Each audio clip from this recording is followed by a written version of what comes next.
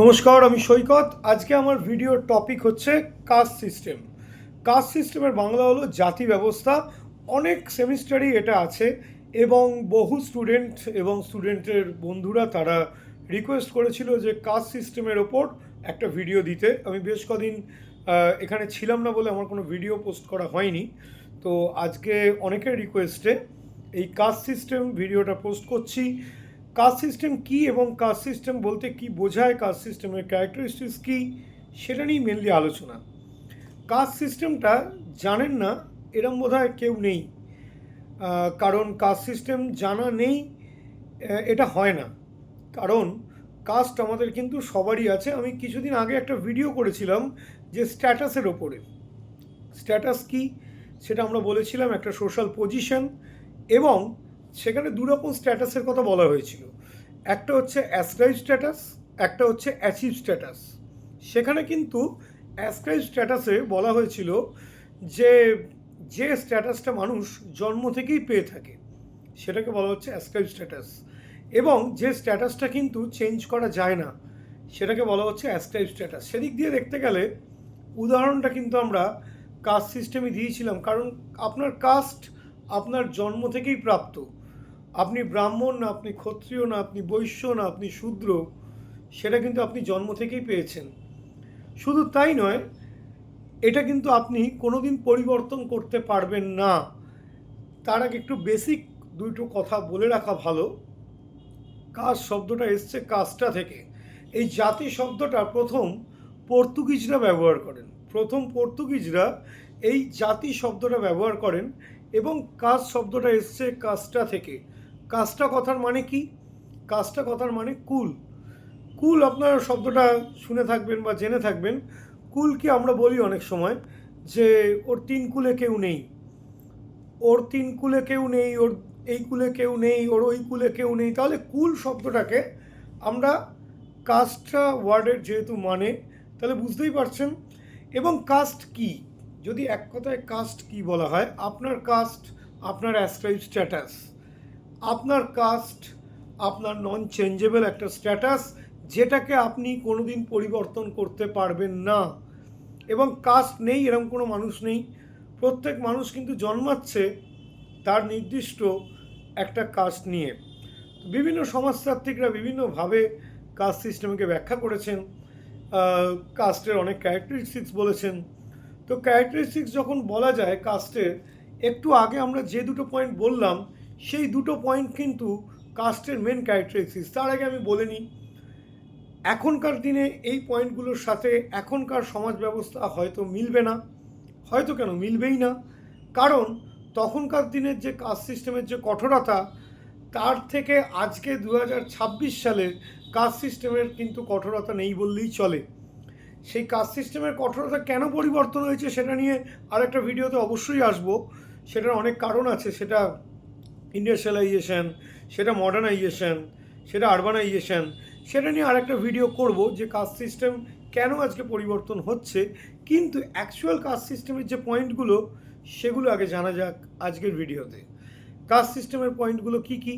প্রথম পয়েন্ট একটু আগেই বলা হয়েছে যে কাস্ট সিস্টেম কিন্তু নন চেঞ্জেবল, এবং কাস্ট সিস্টেম একটা অ্যাসক্রাইব স্ট্যাটাস, যেটা আরোপিত মর্যাদা, যেটা কাস্ট সিস্টেম পরিবর্তন করা যায় না। এবং শুধু তাই নয়, কাস্ট সিস্টেম কিন্তু জন্ম থেকেই আপনি আপনার এই কাস্টটা পেয়ে থাকছেন। এবং কতদিন আপনার এই কাস্টটা থাকছে? আপনার মৃত্যুর আগের মোমেন্ট অবধি আপনি কিন্তু ওই কাস্টেরই অধিকারী। তাহলে কি? তাহলে কাস্ট সিস্টেম বলতে আমরা যেটা বোঝাচ্ছি, বা কাস্ট সিস্টেম বলতে যেটা বোঝায়, কাস্ট হচ্ছে জাতি, যেটা অপরিবর্তনীয় বা পরিবর্তন করা যায় না। শুধু তাই নয়, অপরিবর্তনীয় শুধু নয়, কাস্ট সিস্টেম কিন্তু আপনার জন্মগত। স্বাভাবিকভাবে পরের পয়েন্ট চলে আসছে, কাস্ট সিস্টেম কিন্তু বংশানুক্রমিতা রাখে, বা আপনার দাদু যে কাস্টের, আপনার বাবাও সেই কাস্টের, আপনিও সেই কাস্ট থেকে বিলং করবেন, তার পরবর্তী প্রজন্মও সেই কাস্ট থেকে বিলং করবে। তাহলে কি? আপনার বাবার থেকে আপনি সেই কাজটা অটোমেটিক্যালি পেয়ে যাচ্ছেন। আপনার বাবা আপনার দাদুর থেকে সেই কাজটা অটোমেটিক্যালি পেয়ে গেছিল, এবং আপনার সন্তান আপনার সেই কাজ থেকে কিন্তু সেও অটোমেটিক্যালি সেই কাজটা পেয়ে যাবে। স্বাভাবিকভাবে সকলের মনে একটা প্রশ্ন ঘুরতেই পারে যে কেন আমি যদি অন্য কাস্টের কাউকে বিয়ে করি, এখানেই হচ্ছে পরের পয়েন্ট। পরের পয়েন্টটা কিন্তু আরও ইজি, যেটা অন্তর্বৈবাহিক গোষ্ঠী। অন্তর্বৈবাহিক গোষ্ঠী মানে যে কাস্ট সেই কাস্টকেই কিন্তু বিয়ে করতে পারে। আমি আগেই ক্লিয়ার করে দিয়েছি যে অ্যাকচুয়াল নিয়মটা বা অ্যাকচুয়াল যে বৈশিষ্ট্যটা সেটা বলছি। আজকের দিনে আমিও কিন্তু কাস্ট সিস্টেমের এত কঠোরতা মানি না, এবং সমাজ ব্যবস্থা যেদিকে এগিয়েছে সেখানে কাস্ট সিস্টেমের এত কঠোরতা আর নেই। সেখানে কাস্ট সিস্টেম পরিবর্তন হয়েছে। কেন পরিবর্তন হয়েছে অন্য একটা ভিডিওতে আমরা আসবো। এসে কাস্ট সিস্টেমের এই পরিবর্তনের যে প্রেক্ষাপট, ইন্ডাস্ট্রিয়ালাইজেশন, মডার্নাইজেশন, আরবানাইজেশন কীভাবে কাস্ট সিস্টেমকে পাল্টে দিয়েছে সেটা অবশ্যই আমরা দেখব, জানব। ইভেন অন্তর্বৈবাহিক গোষ্ঠী আজও যতই কাস্ট সিস্টেমের কঠোরতা হ্রাস পাক, এখনও কিন্তু একজন ব্রাহ্মণ একজন অব্রাহ্মণকে বিয়ে করতে গেলে বেশ কাঠখড় পোড়াতে হয়। কেন? কারণ ওই কাস্ট সিস্টেম মাথায় ঢুকিয়ে দিয়েছে যে কাস্ট সেই কাস্টকেই বিয়ে করবে। তাহলে যে জায়গা আজকে কিন্তু ভিন্ন ধর্মের মধ্যেও বিবাহ দেখা যাচ্ছে, আজকে ভিন্ন ধর্মের মধ্যেও বিবাহটা কোনো ফ্যাক্টর নয়, কিন্তু অ্যাকচুয়ালি আগেকার দিনের নিয়ম অনুযায়ী সেটা কিন্তু বেশ কাঠখড় পোড়াতে হতো, যে কাস্ট সেই কাস্টকেই বিয়ে করতে হতো। ইভেন যারা অ্যারেঞ্জ ম্যারেজ করেছেন তারা আরও ভালো জানবেন যে দেখাশোনা করার সময় সেই কাস্টকেই বেছে নেওয়া হয়। পরের পয়েন্টে আসছি, যেটা আরও ইন্টারেস্টিং এবং সকলের জানা, সেটা হচ্ছে অকুপেশন বা বৃত্তি, যেটা কিন্তু কাস্ট সিস্টেম অনুযায়ী নির্ধারিত হয়। এটাও সবার জানা যে আপনার জাতি আপনার জীবিকাকে নির্ধারণ করে দেবে, এবং আপনার জাতি অনুযায়ী জায়গাও বিভাজন থাকতো আগেকার দিনে।